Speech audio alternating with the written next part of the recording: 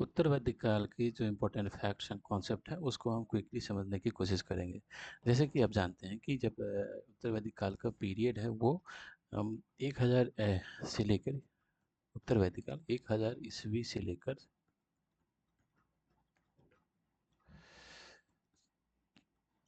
BC before Christ से लेके 600 BC तक का पीरियड होता है। देखिए इसमें क्या हुआ, यदि आप इंडिया का मैप देखेंगे तो अभी तक जो ऋग्वैदिक पीरियड है वो जो लोग रहते थे वो अभी अभी इधर ही रहते थे। ये वाला पार्ट जो है वेस्टर्न साइड में ही वो रहते थे। इधर से क्योंकि सेंट्रल एशिया से आए थे तो अभी तक ये इधर माइग्रेट नहीं किए थे। सबसे इम्पोर्टेंट घटना क्या हुआ, इस सोसाइटी को लोहे की जानकारी हो गई।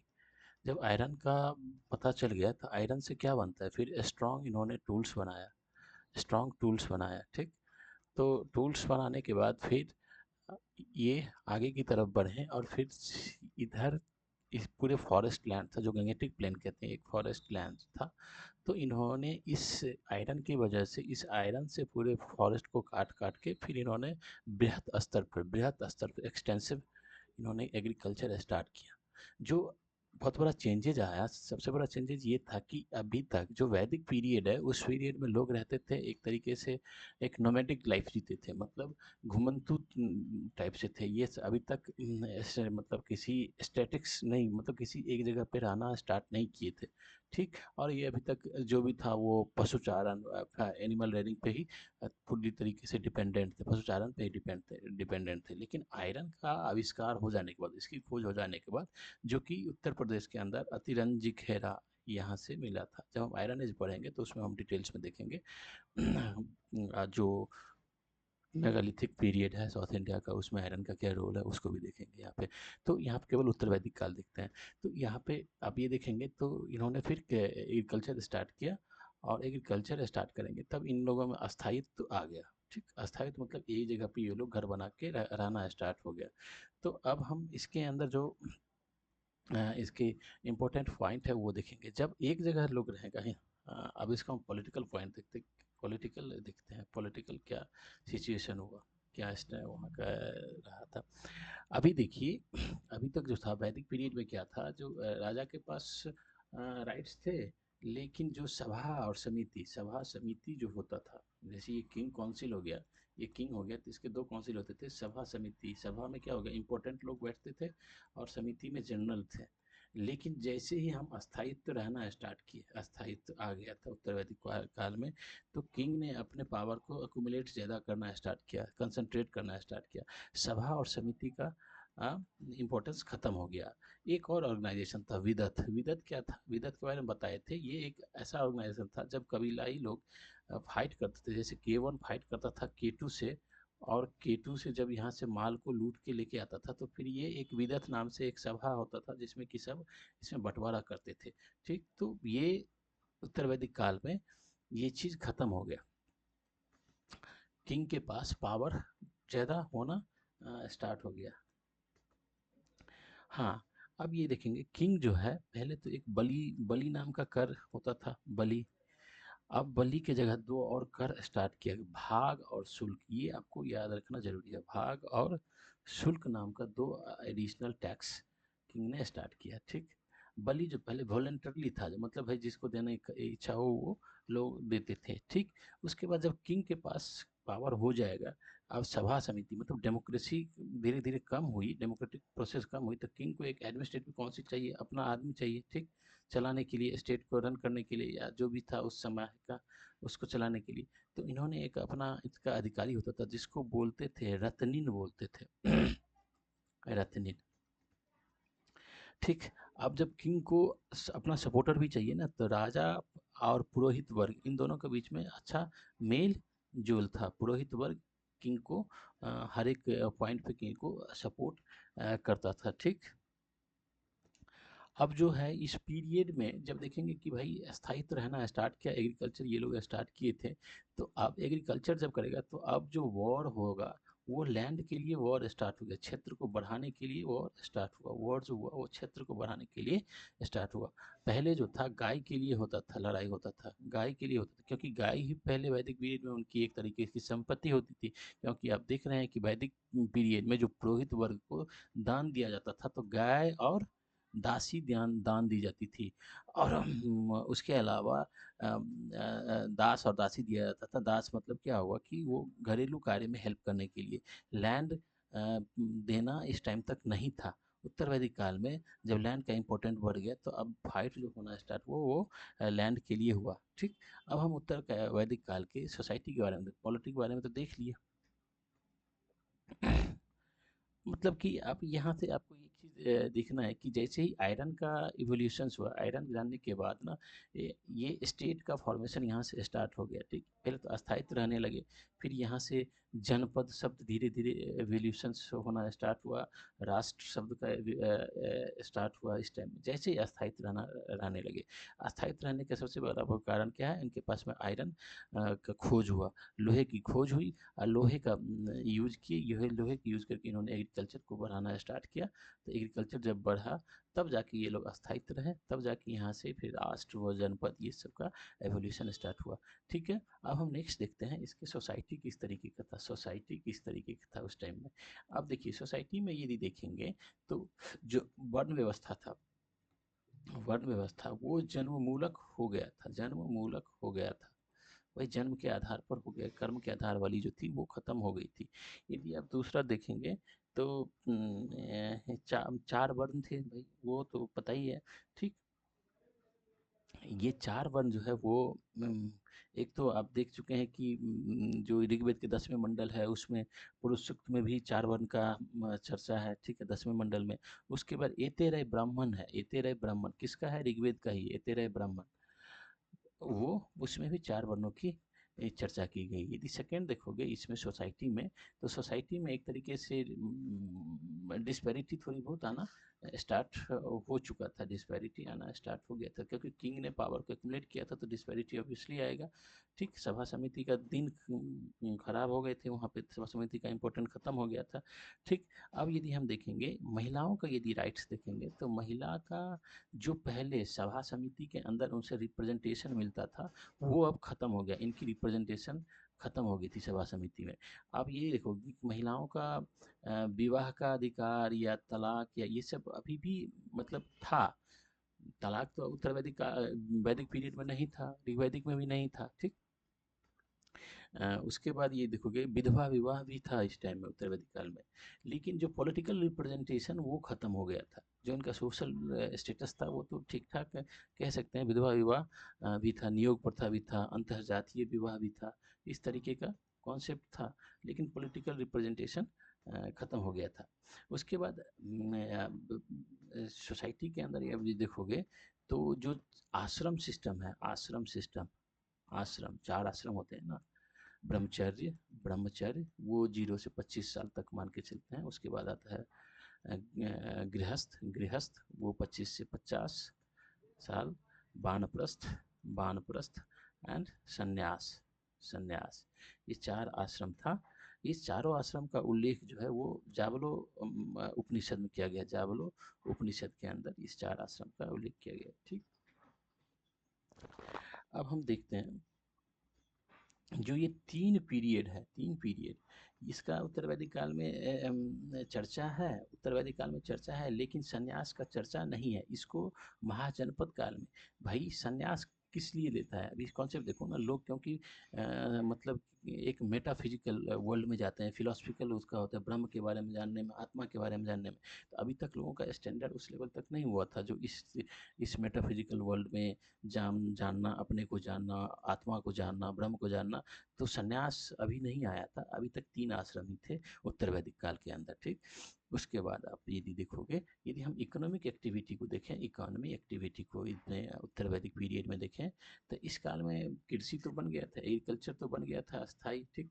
कृषि में यदि देखोगे तो धान और गेहूँ, धान और गेहूँ उपजाते थे लोग। ठीक। उसके बाद जो कॉटन कहते हैं, कपास, कॉटन का अभी तक उल्लेख नहीं था इस टाइम में। उत्तर वैदिक काल का जो अब देखोगे, क्योंकि कृषि पे डिपेंडेंट थे, ठीक, तो सोसाइटी किस तरीके का होगा, ग्रामीण होगा, ठीक, ग्रामीण रूरल सोसाइटी होगा, ग्रामीण सोसाइटी होगा। उसके बाद यदि आप देखोगे कि इस इकोनॉमी में सिक्का था, निष्क और सतनाम, निष्क और सतनाम। अब क्योंकि आपको प्री में पूछेगा ना ये क्या है, किस काल का, निष्क सतनाम, दो और सिक्के थे, पाद और कृष्णल, कृष्णल निष्क सतनाम, पाद और कृष्णल, ठीक। एक तरीके से मेजरमेंट्स के ये सब यूनिट थे, ठीक। क्योंकि अभी भी जो होता था ट्रेड कह सकते हैं, वो एक्सचेंज के माध्यम से ही होता था, एक्सचेंज के माध्यम से ही होता था। अभी तक मुद्रा का उतना यूज नहीं हुआ था, ठीक। उसके बाद ये देखोगे इस पीरियड का जो बोला जाता है, इस पीरियड में आपको लाल रेड पेंटेड के मतलब दिखा जाता है, लाल मृदभांड देखा जाता है, ठीक। अब हम आते हैं, इवेंट यही है, एग्रीकल्चर था, ग्रामीण समुदाय थे, ये धान गेहूँ उपजाते थे, कपास का यूज अभी तक नहीं हुआ, कपास के बारे में ये लोग नहीं जानते थे, ठीक।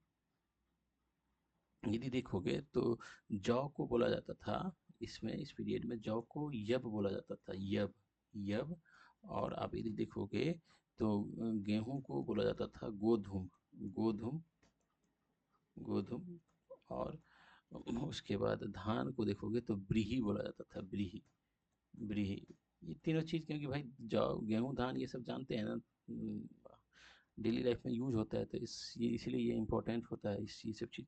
अब यदि हम रिलीजियस धार्मिक स्थिति यदि देखेंगे, धार्मिक स्थिति, तो ये थोड़ा सा इम्पोर्टेंट है, क्योंकि यदि वैदिक पीरियड में देखेंगे तो इंद्र इम्पोर्टेंट थे, इंद्र थे, इंद्र को बोला जाता था, पुरंदर बोला जाता था, किला को तोड़ने वाला, ठीक। लेकिन इस पीरियड में आओगे तो प्रजापति जो है वो इम्पोर्टेंट हो गए, ठीक, प्रजापति इम्पोर्टेंट हो गए। उसके बाद देखोगे तो शिव इम्पोर्टेंट हो गए, शिव इम्पोर्टेंट हो गए, समझ गए, ब्रह्मा इम्पोर्टेंट हो गए, ये सब इम्पोर्टेंट देवता हो गए थे, ठीक।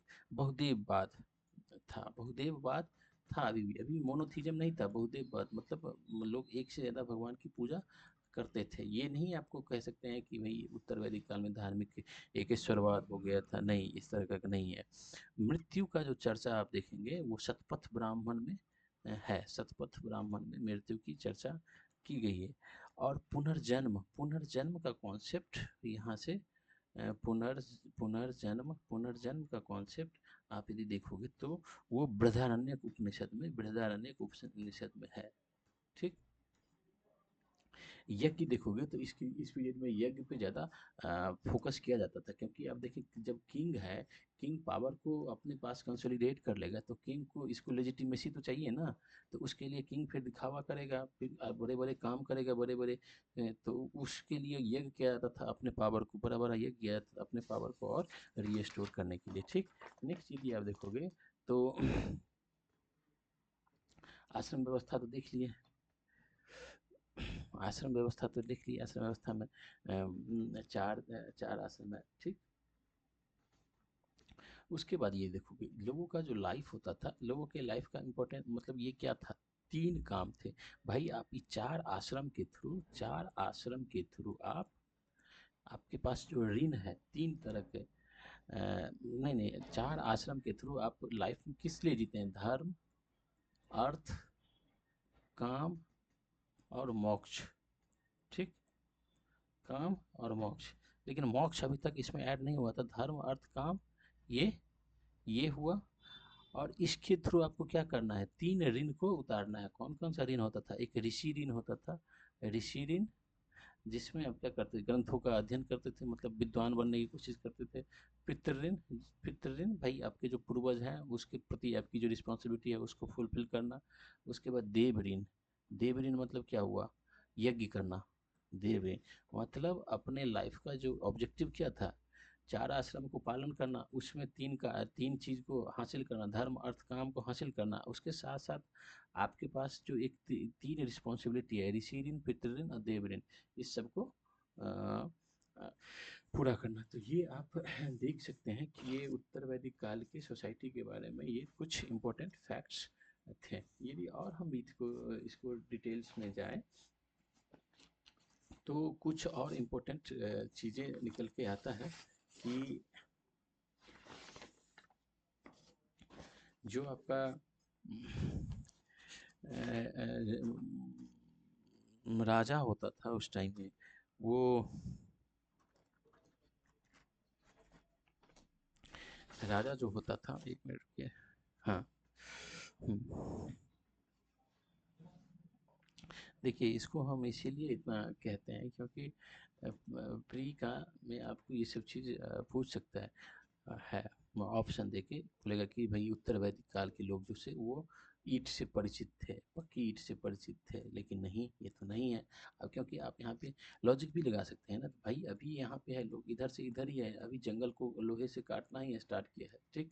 अभी कृषि अस्थायित्व ही हुआ है, तो अभी कैसे ये पक्की ईंटों से मतलब हो जाएंगे परिचित, ठीक। हाँ, जो उत्तर वैदिक काल जो था, इसमें जो मृदभांड देखेंगे, मृदभांड, ठीक। ये ये ये था आपको, काला और लाल भी था, काला और लाल भी था, ठीक। काला पॉलिशदार मतलब, ठीक, पॉलिशदार भी था, ठीक। उसके बाद चित्रित, पेंटेड ग्रेवेयर, चित्रित धूसर वाला भी था, ठीक। और लाल, लाल मृदभान का बहुत ज़्यादा यूज किया गया है, जो केवल लाल ही है इसमें। ये क्या होता था, ये जो मृदभान बनाते थे तो इसमें अलग अलग अलग तरीके के इसमें ये काम करते थे, इसको पेंट करते थे। तो इसीलिए इस मृदभांड से इसका पता चलता है, क्योंकि हम जब एक्सकेवेशन करते हैं ना, तो एक्सकेवेशन से तो हमें, हम लोगों को यही मिलता है भाई वहाँ का बर्तन कैसा था, उसी से हम लोग हिस्ट्री को देखते हैं, क्योंकि ये प्रोटो हिस्ट्री के पीरियड में आता है, तो इसमें ये सब मिला, तो इसलिए इस पीरियड में तीनों चीज़, चारों चीज़ दिखाई पड़ता है, ठीक। नगर देखिए, अभी तक उत्तर वैदिक काल वैसे तो ग्रामीण ही सभ्यता था, हाँ ग्रामीण ही थे, लेकिन नगर शब्द का उल्लेख हो चुका था अभी इस पीरियड में। यदि देखोगे तो राजा का जो पद होता था वो अनुवांशिक हो गया उसके बाद, क्योंकि राजा अब भाई पावर कंसोलिडेट कर रहा था, तो अनुवांशिक हो गया था। अनुवांशिक तो वैसे उधर भी था, वैदिक पीरियड में भी था, ठीक। 3 यज्ञ किया जाता था, यज्ञ जो थे, राजसूय यज्ञ, अश्वमेध यज्ञ और वाजपेयी यज्ञ, तीनों दिखाए थे। राजसूय में क्या होता है, दिव्य शक्ति को प्रदर्शन करने के लिए राजसूय में यज्ञ किया, तो शक्ति प्रदर्शन। अश्वमेध में क्या, अपना पॉलिटिकल एक्सटेंशन के लिए। अब वाजपेयी क्या, रथ दौड़ किया था, खेल कूद के लिए एक तरीके थे। जो टैक्स कलेक्ट करता था, कलेक्ट करता था, उसको संग्रहित बोला जाता, संग्रहित बोला जाता था, संग्रहित बोला जाता था, ठीक। केवल वैश्य को ही कर देने का राइट था, मतलब केवल वैश्य ही टैक्स देंगे, क्योंकि वैश्य इकोनॉमिक एक्टिविटी मैक्सिमम वैश्य ही कहते थे, ठीक। ये तेरह ब्राह्मण में, ब्राह्मण को दान लेने वाला बोला गया है, ये तेरह ब्राह्मण में देखोगे तो ये तेरह ब्राह्मण जो है, ये तेरह ब्राह्मण ऋग्वेद का है, उसमें ब्राह्मण को दान लेने वाला बोला गया है, ठीक। वर्ण भेद जो कहेंगे कहेंगे वो अभी तक उतना स्ट्रांग नहीं हुआ था, लेकिन जन्म मूलक हो चुका था, ठीक। उसके बाद यदि देखोगे, इंद्र और अग्नि की प्रमुखता इस टाइम घट गई थी, क्योंकि वैदिक काल में इंद्र ही थे, और प्रजापति का इम्पोर्टेंस बढ़ गया था, हम पहले ही बताएंगे, ठीक। उसके बाद अ, पूषण जो थे, पूषण वो थे पशुओं के खोजने वाले देवता, इनको शिव के समीप इक्वेट किया गया है, पशुओं के खोजने वाले देवता थे, और इसे शूद्रों का भी देवता बोला गया है, ठीक।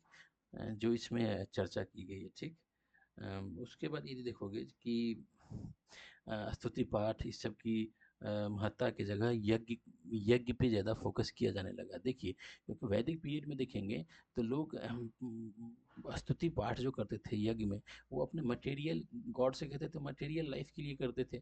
लेकिन यहाँ पे क्योंकि ये क्या होता था, एक तरीके से अब डेमोक्रेटिक होता था उस टाइम में। अब जब उत्तर वैदिक में देखेंगे तो पावर कंसोलिडेशन किंग के पास चला गया, तो किंग अपनी अपनी मतलब एक तरीके से लेजिटिमेसी के लिए, अपने राइट्स को, अपनी पोजीशन को लेजिटिमेट करने के लिए वो यज्ञ पे ज़्यादा फोकस करता था, ठीक। तो ये चीज़ है, सब में इसमें लॉजिक लिखा हुआ दिया हुआ है, ठीक। शतपथ ब्राह्मण में बोला गया है, शतपथ ब्राह्मण में ये देखो एनसीईआरटी सब में ये सब चीज़ है। शतपथ ब्राह्मण में बोला गया है कि ये अश्वमेध यज्ञ में जो किंग होगा, अश्वमेध यज्ञ में जो किंग होगा वो ब्राह्मण को नॉर्थ, साउथ, ईस्ट, वेस्ट, मतलब इस चारों डायरेक्शन में लैंड गिफ्ट करेगा, क्योंकि उत्तर वैदिक काल में लोहे की खोज होने से लैंड का एग्रीकल्चर स्टार्ट हुआ, तो लैंड का इम्पोर्टेंस बढ़ गया था। ठीक है, तो ये कुल मिलाकर उत्तर वैदिक काल है। इसमें कुछ और ऐड करना होगा तो नेक्स्ट में हम ऐड करेंगे। So thank you for watching it.